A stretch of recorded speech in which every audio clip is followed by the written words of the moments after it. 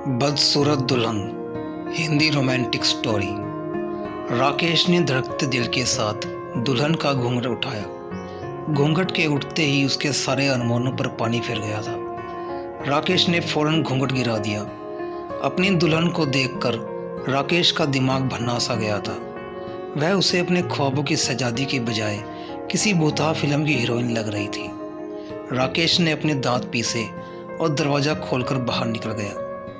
बड़ी भाभी बरामदे में टहलते हुए अपने रोते हुए मुन्ने को चुप कराने की कोशिश कर रही थी। राकेश उनके पास चला गया। राकेश भाभी का हाथ पकड़कर बोला, मेरे साथ आइए। हुआ क्या है? भाभी उसके तेवर देखकर हैरान थी। पहले अंदर चलिए। राकेश उनका हाथ पकड़कर उन्हें अपने कमरे में ले गया। राकेश ने दुल्हन का घूंघट झटके से उठाकर भाभी से पूछा, यह दुल्हन पसंद की है आपने मेरे लिए?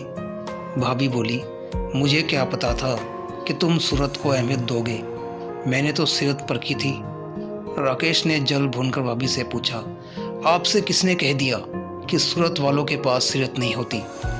अब जैसी भी है इसी के साथ गुजारा करो, इसी में सारे खानदान की भलाई है। बड़ी भाभी नसीहत देकर चलती बनी। राकेश ने गुस्से में नेहा से कहा, उठो यहाँ से और दफा हो जाओ। नेहा ने सहम कर पूछा, मैं कहाँ जाऊंगी? उसकी आंखें भर आई थी। भाड़ में जाओ, राकेश ने झल्ला कर कहा। नेहा चुपचाप बेड से उतरकर सोफे पर जाकर बैठ गई। राकेश ने बेड पर लेटकर चादर ओढ़ ली और सो गया। सुबह राकेश की आंख देर से खुलती है। उसने घड़ी पर नज़र डाली तो उसमें 9:30 बज रहे थे। राकेश उठकर बाथरूम में घुस गया और फ्रेश होकर कमरे से बाहर आ गया। कमरे से बाहर निकलते ही उसकी छोटी भाभी ने टोकते हुए कहा, सुबह सुबह छैला बनकर कहाँ चल दिए देवर जी? राकेश ने होठ सिकोड़ कर कहा, दफ्तर जा रहा हूँ। मगर तुमने तो 15 दिन की छुट्टी ली थी। अब मुझे छुट्टी की जरूरत महसूस नहीं हो रही। दफ्तर में भी सभी राकेश को देखकर हैरान थे, मगर उसके गुस्सैल मिजाज को देखते हुए किसी ने उससे कुछ नहीं पूछा। शाम को जब राकेश थका हारा दफ्तर से घर आया तो नेहा सजी धजी हाथ में पानी का गिलास पकड़े उसके सामने खड़ी थी। मुझे प्यास नहीं है और तुम मेरे सामने मत आया करो, राकेश ने बेहद ही नफरत से कहा। जी अच्छा, कहकर नेहा चुपचाप सामने से हट गई। फिर राकेश ने नेहा की बदसूरती पर ताना कसते हुए कहा, और सुनो, तुमने जो ये चेहरे पर रंग रोगन किया है इसे फौरन धो लो। मैं पहले ही तुमसे बहुत डरा हुआ हूँ, मुझे और डराने की जरूरत नहीं है। नेहा बेचारी चुपचाप आंसू पीते हुए कमरे से बाहर निकल गई। इसके बाद नेहा ने खुद को पूरी तरह से घर के कामों में मशरूफ कर लिया। वह यही कोशिश करती रहती कि राकेश और उसका सामना कम से कम हो। और उधर दोनों भाभीियों के मज़े हो गए थे। उन्हें मुफ्त की नौकरानी जो मिल गई थी। एक दिन नेहा किचन में बैठी सब्जी काट रही थी कि तभी राकेश ने किचन में दाखिल होकर कहा, ए सुनो। जी। नेहा उसे किचन में देखकर हैरान थी।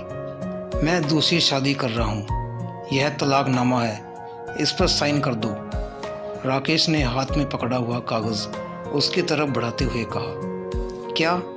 नेहा ने हैरत से पूछा और सब्जी काटने वाली छुरी से अपना हाथ काट लिया और उसके हाथ से खून बहने लगा। जाहिल, राकेश ने उसे घूर कर देखा और कहा, शक्ल तो है ही नहीं, अकल भी नहीं है तुम में। और उसने नेहा का हाथ पकड़कर नल के नीचे कर दिया। नेहा अपने आंसुओं को रोकने की नाकाम कोशिश कर रही थी। राकेश ने एक पल को उसकी तरफ देखा। आंखों में उतर आए आंसुओं को रोकने के लिए नेहा जल्दी जल्दी पलकें झपकाती हुई उसे बड़ी मासूम नजर आ रही थी। राकेश उसे गौर से देखने लगा। पहली बार उसे वह अच्छी लग रही थी। वह उसका हाथ छोड़कर अपने कमरे में चला गया और बेड पर लेटकर वह देर तक उसी के बारे में सोचता रहा। आखिर इस लड़की का कसूर क्या है? सिर्फ इतना ही ना कि वो खूबसूरत नहीं है, लेकिन इसका दिल तो खूबसूरत है। पहली बार राकेश को अपनी गलती का एहसास हुआ था। उसने तलाकनामा फाड़कर डस्टबिन में डाल दिया। राकेश वापस किचन में चला आया। नेहा किचन की सफाई कर रही थी। छोड़ो यह सब और आओ मेरे साथ, राकेश पहली बार नेहा से बेहद प्यार से बोला। जी बस जरा सा काम है। नेहा उसके बदले मिजाज को देखकर हैरान थी। कोई ज़रूरत नहीं है तुम्हें नौकरों की तरह सारा दिन काम करने की। राकेश किचन में दाखिल होती छोटी भाभी को देखकर बोला।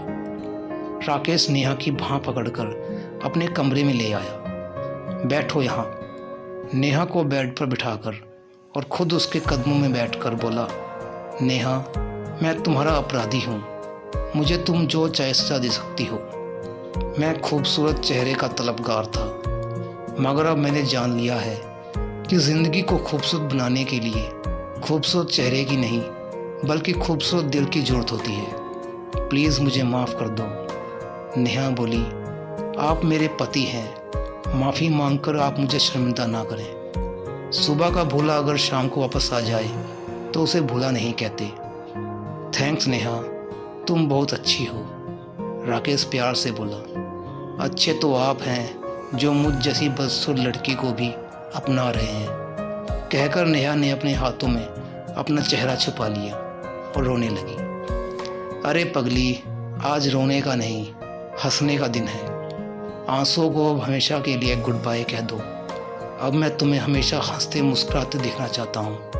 और खबरदार, जो अब कभी खुद को बदसूरत कहा तो मेरी नज़रों में तुम दुनिया की सबसे हसीन लड़की हो। ऐसा कहकर राकेश ने नेहा को अपने सीने से लगा लिया।